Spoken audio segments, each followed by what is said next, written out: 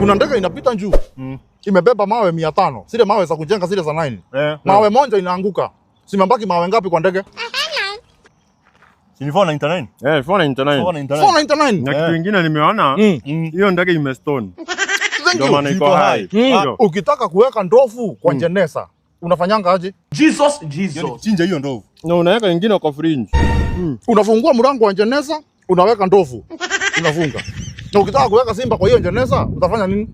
Si unaweka tu kwa jeneza. Unafungua tu mlango wa jeneza, unaweka hiyo simba. Hapana, unafungua mlango wa jeneza, unatoa ndovu, unaweka simba. Kuna sherehe kubwa sana inaendelea kwa msitu. Na wanyama wote wamealikwa. Sherehe very important. Lakini kuna wanyama hawajaalikwa. I wonder. Wanyama gani? Sisi tunaenda ama? Yesu! Ni simba na ndovu kwa sababu ziko kwa jeneza. Sikia.